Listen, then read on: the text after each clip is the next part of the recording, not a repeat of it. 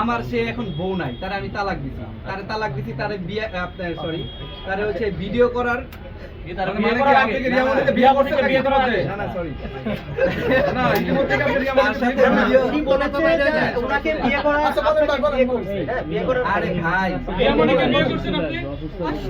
আমার সাথে কাজ করার আগে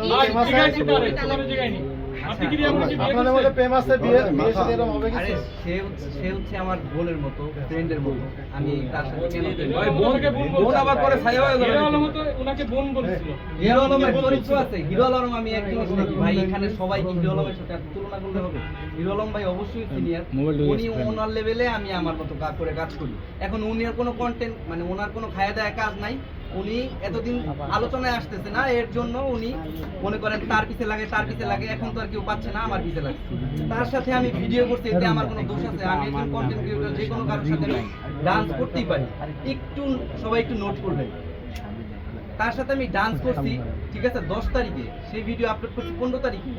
তার 7 ঘন্টা না 5 ঘন্টার পরে তার বাবা মারা গেছে, আমি কোনো কিছু জানি না। সে উল্টা কমপ্লেন করে যে আমি তার ওয়াইফকে নাকি ভাগাই নিয়ে আসছি, এইটা সেটা। ইভেন সে আমাকে অনেক ছেড় দিছে, আমার ফেসবুক আইডি সে নষ্ট করে দিছে। আমাকে বলছে আমি যদি তোর কিছু করতে না পারি তাহলে এই ঢাকা শহর আমি ছেড়ে দিব, ঠিক আছে? সে আমাকে এরকম কমপ্লেন দিছে, সম্পূর্ণ সবকিছু রিপোর্ট আমার কাছে আছে।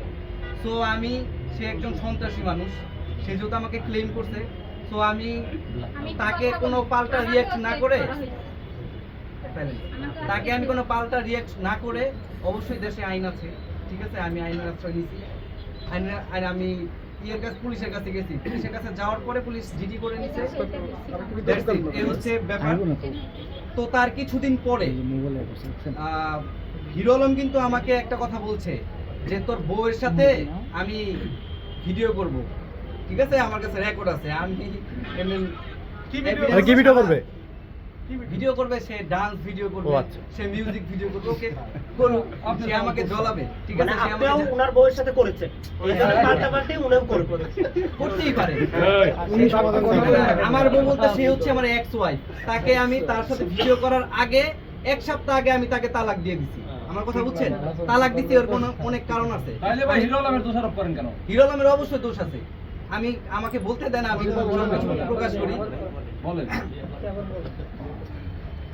হিরো আলম ভাই, আমি যখন ওনাকে নিয়ে ভিডিও বানাই তখন উনি আমার ওয়াইফের সাথে যোগাযোগ করে, ঠিক আছে? কিন্তু আমার ওয়াইফকে তো আমি তার 1 সপ্তাহ আগে তালাক দিয়ে দিছি, তার সাথে আমার কোনো সম্পর্ক নাই। আমার ওয়াইফ আমাকে বলছে, সে বলছে আমি নাকি তার বাচ্চা নষ্ট করছি। আমার বাসা গাজীপুর সালনা চৌরাস্তা, ঠিক আছে? আমি তার বাচ্চা নষ্ট করছি নাকি সে পরকীয়া লিপ্ত? আপনারা একটু আমাদের এলাকায় যাবেন, গিয়ে একটু দেখে আসবেন, বলে আসবেন। আমার এলাকাও ঘুরবেন, তার এলাকাও ঘুরবেন, ঠিক আছে? সে হচ্ছে আমার সাথে থাকাকালীন সে মনে করেন আমি একটু বাইরে গেলে আমি তাকে ফোন ইউজ করতে দিতাম না, সিম ইউজ করতে দিতাম না। অনেক কান্নাকাটির পরে তাকে আমি একটা ফোন কিনে দিচ্ছি। আমি একটু বাইরে গেলেই সে একটা সিম ঢুকে সে কথা বলে, ঠিক আছে? হতে পারে হিরো আলম, হতে পারে অমুক তমুক। আমি একদিন দেখতে পাচ্ছি একটা ছেলে, তার নাম হচ্ছে আপনার রফিক করে নাম, তার সাথে আমার একটু দ্বন্দ্ব হয়, এটা নিয়ে ঝামেলা হয়। আমি তার সাথে আর কোনো কথা বলি না। তারপর আমি বাড়িতে চলে যাই, কোথায়?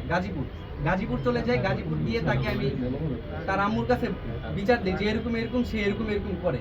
তবে তার আম্মু আমাকে এটা ওটা বুঝায় দেয়, আমি তাকে নিয়ে আসি। এরকম টুকটাক ঝামেলা হয়। সে আমার এমনও দিন গেছে, আমার পায়ে পড়া এমন জিনিস দেখছি আমি, সে আমার পায়ে পড়ে আইসা মাপ চাইছে।